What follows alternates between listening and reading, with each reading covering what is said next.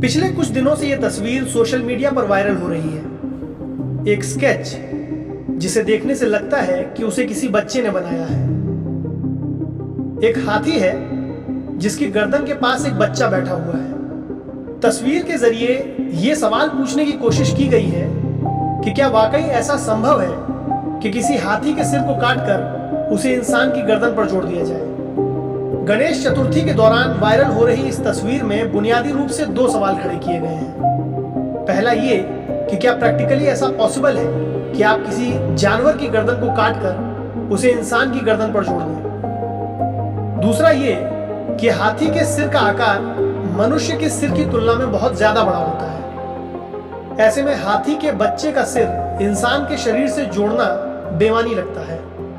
सच जो भी हो, लेकिन कम से कम माइथोलॉजी तो यही कहती है। माइथोलॉजी यानी मिथकीय कहानियां, यानी वो कहानियां जिनके सच होने का कोई प्रत्यक्ष प्रमाण नहीं है, लेकिन क्योंकि वेदों, पुराणों और प्राचीन लेखों में ऐसा लिखा गया है, इसलिए हम उन्हें सच मानते हैं।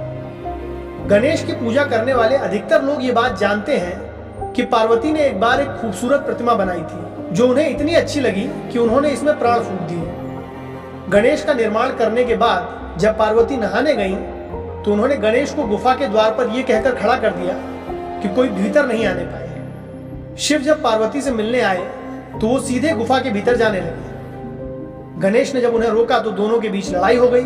भगवान शिव ने गुस्से में आकर गणेश का सिर काट दिया।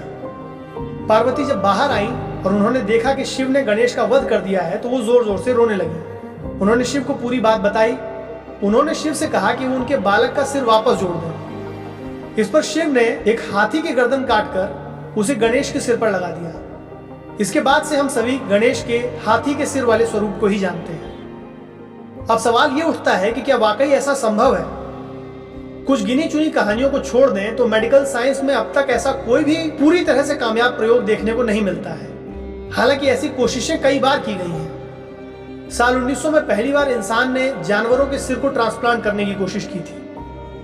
हालांकि आज साल 2020 तक ऐसा कोई भी प्रयोग नहीं हो पाया है जिसमें वैज्ञानिकों को हेड ट्रांसप्लांट में कामयाबी मिल गई हो। इंसानों में हेड ट्रांसप्लांट का एक वाकया सबसे ज्यादा चर्चा में तब रहा था जब इटली के एक न्यूरोसर्जन जिनका नाम सर्जियो कैनवेरो था, उन्होंने दावा किया कि वो इंसान का सिर काटकर दूसरे इंसान की गर्दन पर कामयाबी पूर्ण तरीके से लगा देंगे। उनके इस दावे ने पूरी दुनिया को हिलाकर रख दिया था।